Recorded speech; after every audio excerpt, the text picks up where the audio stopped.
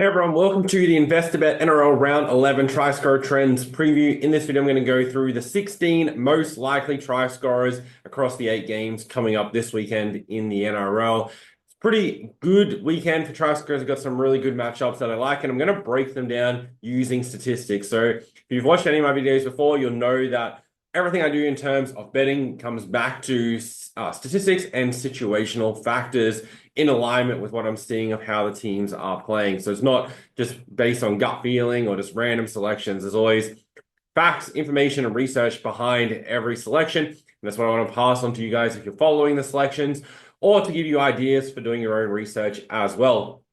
So in this video, I'm going to break it down using one of the tools from the NRL Bet Finders here, which is part of all the different research tools that I've built up over the past 11, 12 years or so to make it easy for me to go through and analyze games. Everything that you see in this video, plus about 20 other different tools, are all included in the NRL Best Bets membership, which you can access through the link in the description.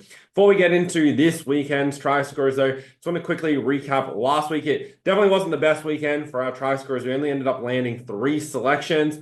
And it was a little bit of a weird weekend. We had a lot of players go close scoring in games where when you look at the final scoreline, you would expect that player to score a try, but by chance they didn't. We had Bailey Simonson at 205 in the opening game between the Eels Dolphins. Then we hit Jacob Carraz at 225 in the Raiders Bulldogs game, and also Luke Metcalf at 325 in the Dragons Warriors game. They were the only 3 selections we hit. We had 2 players from the Storm in Xavier Coates and Grant Anderson on that left edge. Neither of them were able to score, even though the Storm ran in 11 tries. With Ryan Papenhuyzen getting 4 of them. And then in the Seagulls-Sharks game, both Jason Saab and Sam Stonestreet, who are our 2 selections of that game, both came very, very close to scoring. Stonestreet was held up right on the line in a huge try-saving tackle, and then Jason Saab probably could have scored himself, but chose to give the offload to Tolu Kola to score an easier try, even though Saab probably would have scored it anyway. But if you follow the staking strategy with backing every player to win 1 or 1.5 units, then it sets you up for long-term profitability if you continue choosing the selections the same way that I'll show you in this video. With these tools, to give you a quick explanation of what you're looking at here, for the Knights Eels game, which is the first game on Friday night, this column right here in the tries for section, this shows us where Newcastle score their tries by position and where that ranks in terms of the overall league. If they have a high ranking, like 3 down in the halves, that means they score the 3rd most tries through that position, being halfback or 5/8. If they have a low ranking, like 15th, that means they're right down the bottom in terms of tries scored through the fullback position. You see Newcastle haven't scored any tries. The tries scored is the average, and Newcastle have a 0 average in tries through the fullbacks. So then what you want to do is match that up with the opponent tries against, which in this case is Parramatta. This column here shows us where Parramatta concede their tries. If they have a high ranking like 1, 2, 3, 4, or 5, that means they concede very few tries to that position in terms of the overall league. If they have a low ranking like 16, 17, 14, those kind of things, that means they concede an above average number of tries to that position. Effectively, what you're looking for is high rankings in this column right here in the tries for and low rankings in the opponent tries against. That'll give you a good matchup, which you can then compare to the players playing. So is it the usual player? Is there an out on the opposition? Or, for example, has the player who generally defends that position or, say, plays on the left wing and that team's been conceding a lot of tries to the opponent right winger, have they been out, the past 5 weeks and teams have been scoring a lot against them and now that player is back in the lineup, for example. So these are like the extra things to look at as well to become even more confident in your selections. And the same principle applies for Parramatta. This is where they score their tries. This is where Newcastle concede them. And so you're looking for high rankings in this column for the Eels and low rankings in this column for where Newcastle concede, which will give you a good matchup, which you can then reference to that particular position and the player playing and also their recent form. We'll start with the Knights versus Eels. Just have the 1 player in this game, and it's for the Eels. So no players here for the Knights, even though they have some good matchups against this Eels defense. There's no players that I'm really super confident. Fletcher Sharp has been scoring plenty of tries recently, but Parramatta don't really give up many tries to the opponent halves. So I'm not going to go down that track. And when you see situations like this, just for a little bit of reference, especially for any members using these tools for themselves, when you see low rankings on both sides, whilst it's good that the opposition are conceding a lot of tries, it also tells us that they're conceding just tries everywhere across the field and they're not a good defensive side. And that means it'll be easier for the attacking side to kind of score anywhere as opposed to needing to target either one side of the field or a particular player like a left center or something in defense and really try and target that with a second rower or the right center. And, then you can target that particular player or position as opposed to, you've got this wide range of areas to look at. And then especially when you've got a team like Newcastle in this case where they don't really have a key area where they're scoring tries because they're ranking low kind of across every position. And those two things for me cancel each other out and just kind of like to avoid it. So for the Eels, I'm going to go with on the right wing. Now, you might look at this and be like, well, Parramatta ranks 16th overall on the right edge. They're 15th and 15th in right center and right wing. However, I think they're better versed going towards that right edge as it's a better matchup over there as the Knights rank 12th defensively at defending the right winger, whereas they're the number one left edge defense. So Parramatta need to go towards that right side. Zach Lomax comes back into the team this week. He's missed the last 4 games through injury. So he hasn't played since round 5. This will be his first game playing alongside Mitch Moses as well. And Lomax hasn't yet scored for the Eels. Newcastle have conceded to the right wing in 4 of their past 5 games, a total of 6 tries. And they've only conceded once, which was 2 tries in their past 8 games to the left wing. So you have Josh Adokar on this left wing, which is where Parramatta score their most tries.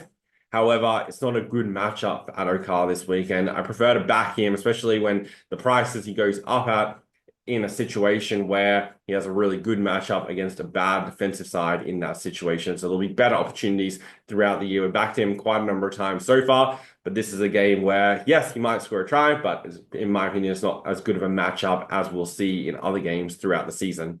And for Lomax, he's paying $2 at Bet365. That's the best odds. With all your try scorers, definitely shop around, go look at different bookmakers that you have and see which one has the best price for the player that you're looking to back and get that best possible price. There can be huge differences between try scorers and the prices offered. You can sometimes see like $1.65 at one place and $1.95 at other places, which if you're constantly taking the $1.65, it's going to make it a lot harder for you to win long term. And try scorers is a market where you can see major discrepancies compared to head-to-heads where you might get 1, 2, 3 cents difference on a price. Try scorers, you can get 10, 20, 30 cents very easily. I think there's one of the players that I'll go through in one of the later games where it was over 50 cents difference between 2 bookmakers that I looked at. One was paying about $2.30, the other's $2.85. So you definitely want to make sure you're getting the best possible price to give yourselves the best chance of being profitable long term. Bulldogs versus Roosters. Interesting game this on Friday night. We have 1 try scorer from each side in this game. For the Bulldogs, we're going to go with the right wing, Jacob Krause. We're going to stick with him off last week as well. Paying $1.91 at Bet365 to score in this game. Roosters have conceded to the right wing in 3 of the past 4 games. It's a pretty good matchup here. And also, they defend the right edge a lot worse than they defend the left edge, ranked 14th compared to 6th. Bulldogs should push their attack towards that right-hand side of the field. Jake Krause looked to target Daniel Tupou in defense. They've also conceded the 4 tries across those 3 games, and Carraz has scored 4 tries in his past 2 games. He's in really, really good try scoring form. Yet to score in 2 games against the Roosters, but I think we'll get opportunities in this game with the Bulldogs pushing their attack towards that side of the field. Also did have a little bit of a look at the left center for the Bulldogs in Bronson Xerri. This situation here, as the Roosters have conceded to the left center in 2 of the past 3 games. A little bit of a recent trend there, which is pushing this average up. And also, just for reference, one thing I really pay attention to is the recent form and not being skewed by too early season of data. As this situation here for the Roosters defense, they haven't conceded to the right center, which is Stephen Crichton for the Bulldogs in this situation, but the Roosters haven't conceded to the opponent's right center in their past 5 games. This average is coming right down from what it was earlier on in the season. So we want to capitalize on recent trends as well as overall trends. So Carras will just be the only play for the Bulldogs. Then for the Roosters, we're going on the left wing, Daniel Tupou. That's this matchup here. Spoken about this in previous videos. Bulldogs concede majority of their tries to the opponent left winger. Across the board, in every other situation, if they concede, very, very few. Has risen a little bit in recent times compared to what it was a few weeks ago, but the numbers still hold up. Their top 5 rankings across most positions.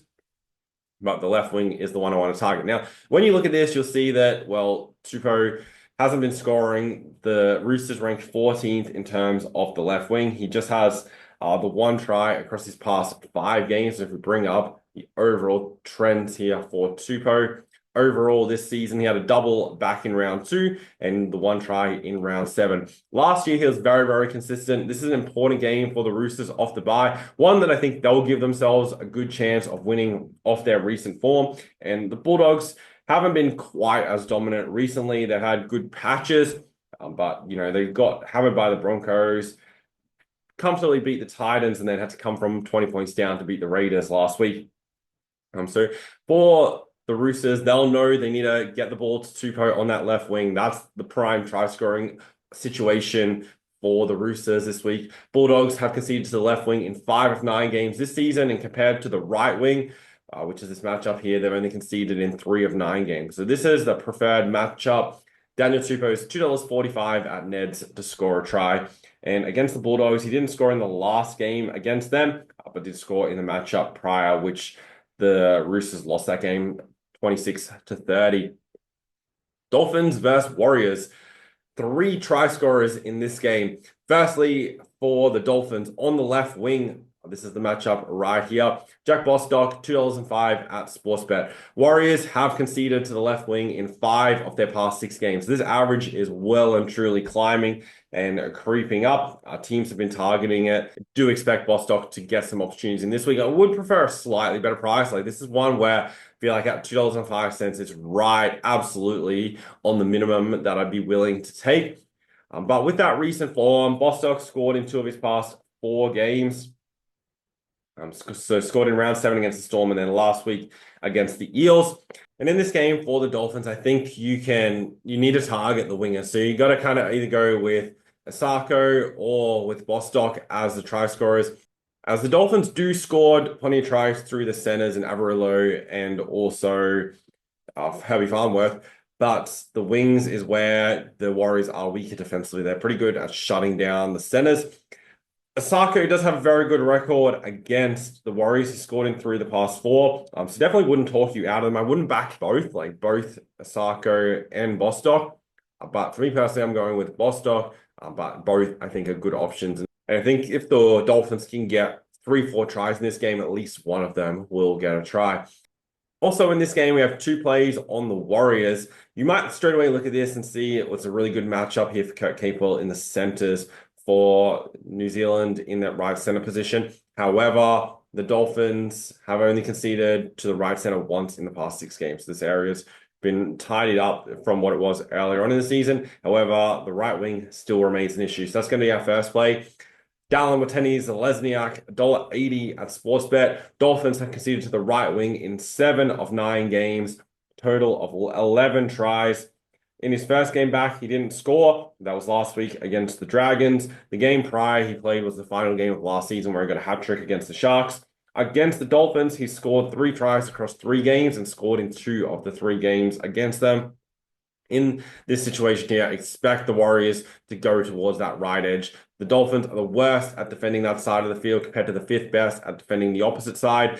So the Warriors attack, if they're serious, needs to go towards the right-hand side of the field. You should expect to see them on 4th and 5th tackles constantly targeting that right-hand side of the field and putting pressure on Bostock and co over on that side of the field. So Watene-Zelezniak is the first try at that $1.80. Probably one of the more confident selections of the plays this week. Then I'm also going to continue sticking with Luke Metcalf in the halves. He's $2.85 at Neds.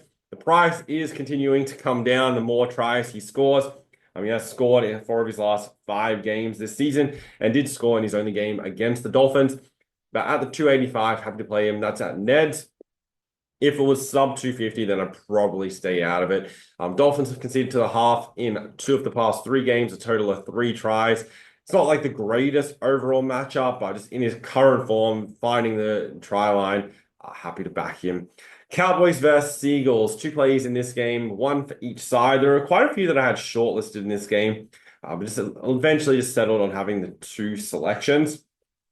Firstly, for the Cowboys, we know they do a lot of their scoring down the left edge. They're the number 1 left edge in the competition, but their right edge numbers aren't too bad. And in this game, they're going to need to use the right-hand side a bit more, as Manly are the second best at defending the left edge, where they rank 15th at defending the right edge, particularly the right wing for this matchup, and that is Robert Derby on the right wing for North Queensland. He's $1.85 at Neds. The Seagulls have conceded to the right wing in 5 of 9 games this season, total of 9 tries.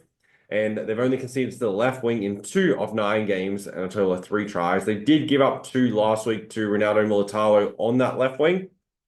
So there's obviously, the chance Murray Talagi will score out on that left wing, but he hasn't scored in the past 5 against Manly and didn't get a try last week. Robert Derby scored 5 tries across his past 3 games, and this will be his first matchup against the Seagulls. But this right edge is the better matchup for North Queensland. Expect they target it, and out there on that right wing, Robert Derby to get a try. Purdue moves into the halves as well, which I think affects this combination between Purdue and Tulagi on that left side, which has been real lethal for the Cowboys. And that's why I'm more so leaning towards over on the right side. Then for the Seagulls, there's 2 selections that I looked at. The first one and the official one is at left center. That's this matchup here, 2nd versus 16th. That's Tolu Kola, who scored a double last week in the game against the Sharks. Scored in 4 of his past 5 games. Yet to score against the Cowboys. But at the moment, the Cowboys have conceded to the left center in each of their past 4 games, a total of 5 tries. And in his current form, would be surprised if he doesn't score a try. He's $2.45 at Bet365. And it's a good matchup for him. So definitely happy to take that price. Also did have shortlisted the second row here for the Manly Seagulls, and that's a 7th versus 16th matchup. The Cowboys have conceded to an opponent's second rower in 7 of 9 games this season. When I went through and just looked at the Seagulls second row, you have Olakwatu, Ben Trbojevic, and Jake Trbojevic. Of the 3 of those, Olakwatu's likely your most likely try scorer. Did score in his last game against the Cowboys. Can't see Jake Trbojevic scoring. Ben Trbojevic, maybe he also scored in that same game last time against the Cowboys. But just elected to stay out. It's not, if Olakwatu was $4 plus, similar to Ben Trbojevic, then might have had like a half a unit play on him. But at this stage, happy to sit out and just go with the 2 players in that game. Sharks versus Storm. Now, this is an important one to talk about because Storm scored 11 tries last week. And in this game, I don't have any situational matchups where I'm happy to bet for Melbourne. I'll explain why in a second. We'll go through the Sharks first because I know it does seem a little bit weird. For the Sharks, I have 2 try scorers, and they're both on the left-hand side of the field. So left center, Kale Iro, is $2.75 at TAB to score a try in this game. The Melbourne Storm have conceded to the left center in 6 of 9 games this season, whereas they've only conceded to the right center in 2 of 9 games. So you got a 1st versus 17th matchup. The player's paying $2.75 to score. Kale Iro has been very, very consistent in scoring tries. I'll bring up his trends here for you guys so you can see. So right here at center, this season, he's scored it all 6 times where he's taken the field. And also, if you go back, he also scored in rounds 25 and 26 last year, just didn't score in round 27. Has been really consistent in his past 9 games, not including finals, scoring in 8 of them. You can also go back, you got 3 out of 4 games between rounds 19 and rounds 23.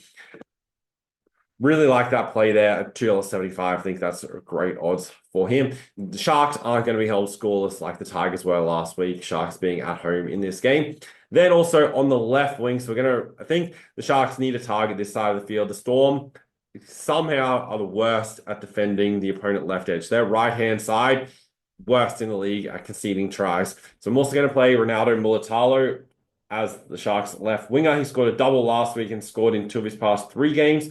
Hasn't scored in the past 2 against Melbourne. One of those games was the finals last season, but has scored in 3 of the past 5, a total of 4 tries.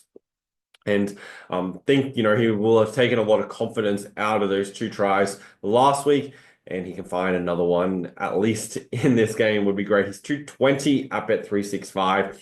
Melbourne have conceded to the left wing in 5 of their last 8 games this season. And for Sharks to give themselves the best chance of winning here, they need to target the left edge.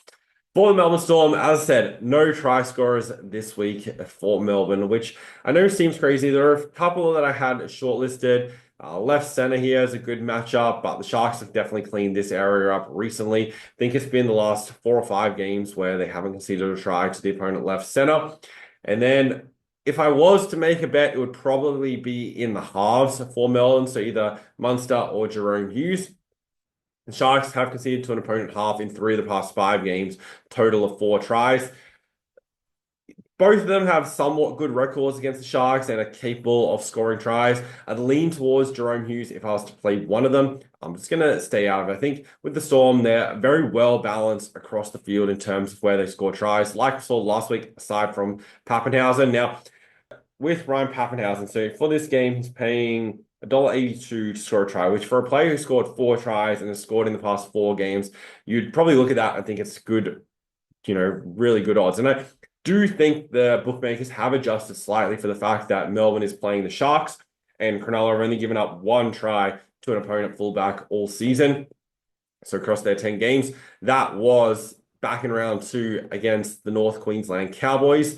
And that game, Scott Drinkwater scored a try basically in the final, near enough to the final play of the game, off a short kickoff. Sharks, switched off and he was able to zigzag through and score. So for the most part, they haven't been giving up tries to fullbacks, but the form Pappenhausen's in wouldn't surprise me if he scores. And when I say I'm not taking any try scorers from Melbourne, that's not to say Melbourne's not going to score tries. They're going to score points in this game. But I want good situations to make it worthwhile of a bet. And if there's no good situations that I can identify and that I feel confident in that player is likely to score a try, then I'm not going to just back somebody for the sake of it because I'm going to watch the game or I want to have a bet on that game, or just in case they score, then at least I had a bet on. What you want to do is also look at betting, not just from the bets that you put on and whether they win or lose and think that you're right or wrong from the bets that you put on and whether they won or lost. Also take satisfaction and a sense of achievement in situations where you choose not to bet and then that situation doesn't come true. That's just as good most of the time as having a winning bet. Like, we're not talking about taking big multis or anything right here, just talking about taking single bets at around even money can be just as good and just as good of a situation. So for example, if we just look at $2 odds and you're just going to outlay 1 unit. If you outlay 1 unit at $2 odds, say you bet 100, and if it wins, you'll make $100 profit. If that player scores a try, then you'll win $100. But if they don't score a try, then you lose $100. Now, if you're then looking at a player and you're like, he's paying $2, I'm not going to back him in this situation, you consciously make that choice not to bet, and then he doesn't score the try and you don't risk the $100, you're obviously not as in a good a position as having put the bet on and they score a try, but you're in a much better position than having put the bet on and they didn't score a try. And I think a lot of the times we miss that and we just look at it as, well, I put the bet on or I didn't. And I think a lot of the time we just look at it as, oh, I put the bet on and he either scored a try or he didn't score a try, and this is the result. But you want to celebrate those situations where you choose not to bet and then that situation doesn't eventuate, because that's, a lot better than putting the bet on just for the sake of it and then losing. So that's, a quick breakdown and lesson of why I'm not taking anyone in the Storm this week. But as I said, the good matchup is in the halves. That's probably like the best one to target. For the Broncos Dragons, this will be on Sunday afternoon, early in the day, good conditions. So I'm going to play 3 try scorers in this game. Firstly, 2 with the Broncos.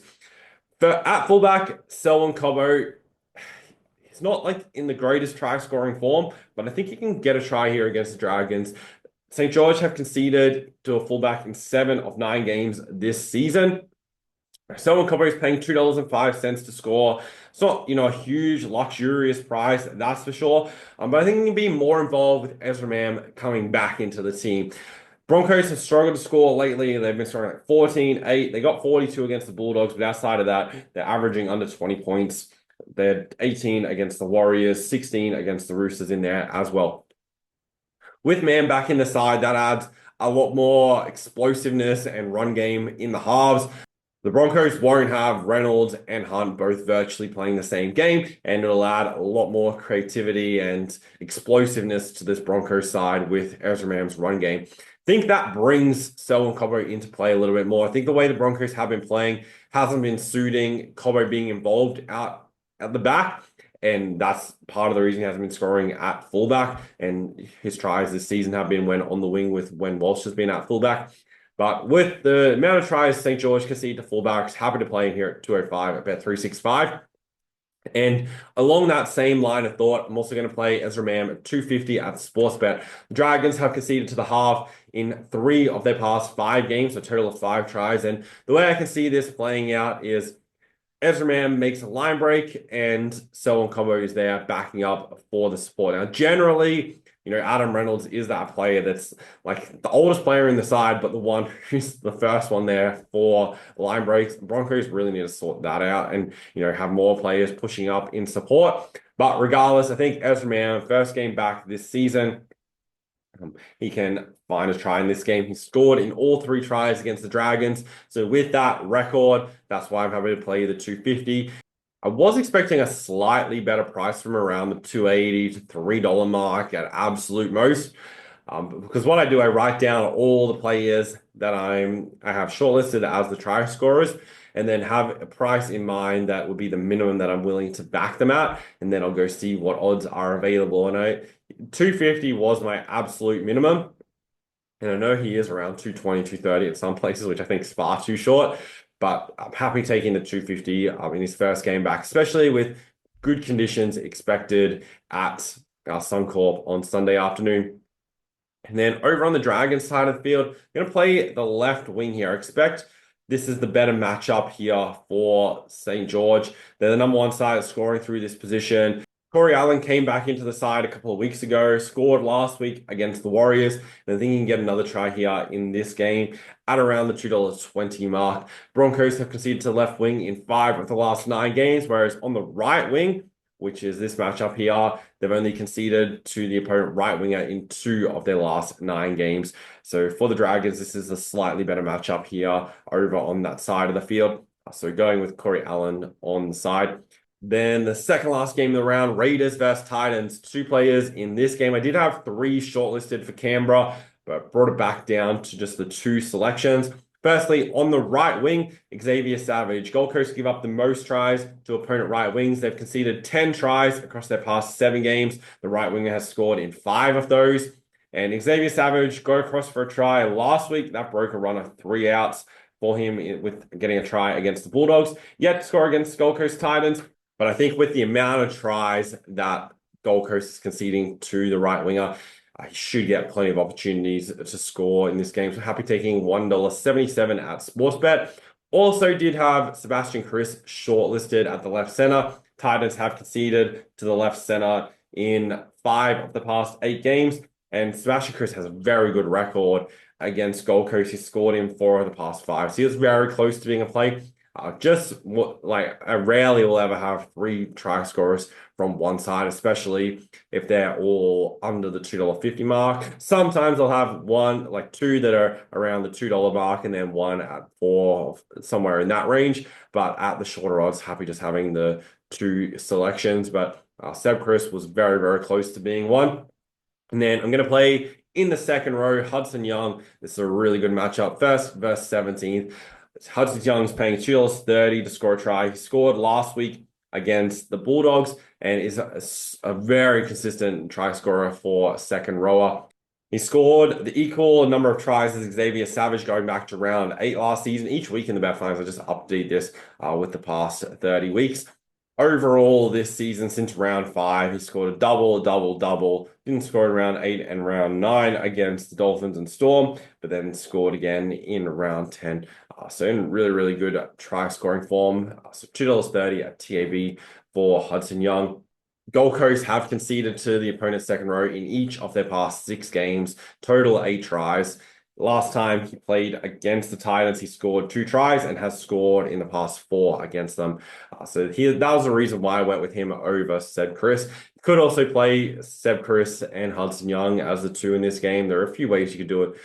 I think Chris is a good selection as well. And then final game of the round, Tigers, Rabbitohs. I got no plays on the Titans, obviously. No plays on the Tigers either, but they should find at least some points this week compared to last week. For the Rabbitohs, on the left wing, Alex Johnson comes back into the side this week, and probably good timing as well for the Rabbitohs, considering his record against the West Tigers. He has scored 9 tries across his past 5 games against them. Could also say 8 tries across the past 4 and scored in 4 of the past 5. And playing on the left wing, this is perfect for him. The Tigers succeed to the left wing in 6 to 10 games this season. That ranks them 15th overall and ranking 13th in terms of defending the left edge overall, compared to being the number 1 defense on the opposite side of the field, which matches up perfectly as the Rabbitohs right wing, right center are both ranked super low, makes them last overall. The right center hasn't even scored, and the right wing ranks last in terms of tries scored. Expect the Rabbitohs, who are slight favorites to win this game, or actually the Tigers have come back into slight favoritism. It was expected to be a close game. Rabbitohs, to win this game, Johnston's going to need to score a try. So I'd rather be backing him to score a try than the Rabbitohs to win in that case, as if the Rabbitohs are to win, they're going to find points on this left edge.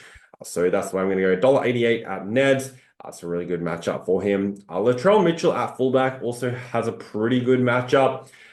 The Tigers have conceded into the opponent fullback in 3 of the past 4 games, a total of 7 tries. Expect there'll be a bit more focus on limiting that. Early on in the season, they weren't giving up anything to fullbacks, and this number has risen dramatically across the past month. And I'm just not super keen to get involved. Latrell Mitchell scored last week, but it's a little bit of scrappy try right as the siren went at the end of the game against the Broncos. Also, Rabbitohs' second row is an okay matchup here, especially with the interchange. Tigers have been conceding to the second row a lot lately, and also interchange players. To the second row specifically, they've conceded in the last 4 games, a total of 5 tries. Looking at South Sydney's second row, you have Tallis Duncan, Ewan Aiken, and Hubner.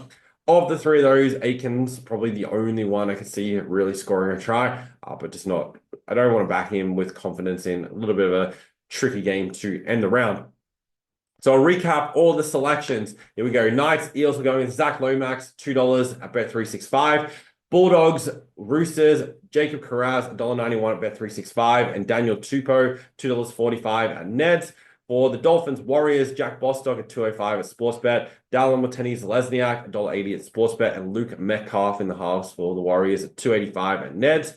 Cowboys, right wing, Robert Derby, $1.85 at Neds, and left center for the Seagulls, Tolu Kola, $2.45 at Bet365. Sharks, we have 2 players. Firstly, left center, Kale Iro, $2.75 at TAB, and then Ronaldo Militalo on the left wing, $2.20 at Bet365. For the Broncos, 2 selections at fullback. We have Selwyn Cobbo, $2.05 at Bet365, and in the halves, Ezra Mam, $2.50 at Sportsbet. And then also for the Dragons on the left wing, we have Corey Allen at $2.15 at Sportsbet. Then for the Raiders, Titans on the right wing for the Raiders, Xavier Savage, $1.77 at Sportsbet. And in the second row, Hudson Young, $2.30 at the tab. And for the Rabbitohs in the last game, we're going with the left wing, Alex Johnston, $1.88 at Neds. Those are all 16 selections for this weekend. Good luck if you're following along. Really appreciate you guys following the channel, watching these videos, and supporting. Hopefully, it's giving you new insights and ways to research your best to profit on the NRL and make money over the weekends. If you want To access all the tools, the link to that is in the description. Definitely try it out if you haven't already, and it'll help you level up your research process. Plus, you get to see and use everything that I'm personally betting at the end of the day, both on try scores and also on the overall matchups for these games. Also, there is another video posted going through a statistical and betting trend outlook on the matchups between all these games on the weekend. That's was posted a couple of days ago on the channel, so definitely check that out. If you are looking for the AFL preview for this weekend, unfortunately, that's not going to be posted. I recorded it, and when I went through and edited it, the file came up corrupted. It wasn't able to be exported, so nothing I can do about it. And we're already past the first game between the Suns and Hawks, which we won our bet on, thankfully, in the AFL to kick the round off. AFL's been going really well this season as well. But I do try and have AFL content on the channel as well. I know people tend to really like NRL or AFL. For me personally, I bet on a lot of sports, both in Australia and America. That's primarily where I focus. And later on in the year, there'll be the American Sports channel, which I'll have up and running. I'll be posting some baseball stuff to that shortly as we get a bit more into baseball season, and then for the American football later on in the year. Other things coming up this weekend, obviously the horse racing tomorrow. I'll be sending out all the horse racing plays this afternoon in the racing show. The link to that is in the description. You can also go through, look at all the results. Since October 2021, when I started the racing show after doing it myself personally, since 2014 was when I started full-time betting horse racing. But since October 2021, we're getting close to 1,700 units profit on the AFL. So to calculate what that is for you, just multiply whatever your average bet is. Right now, we're at about 1,660 units. Multiply that by your average bet size. That'll tell you how much you would make. So far in 2025, we're at 194 units profit. And if we can pick up at least 6 units tomorrow, that'll push us over the 200 unit mark. And we're not even halfway through the year yet. So, and we got all the spring carnival and everything still to come later on in the year through September, October, November. So exciting times ahead as well in racing. Hope you guys have a great weekend. Good luck with all your bets. Hopefully you turn a profit on the weekend. And I'll see you guys in the next video.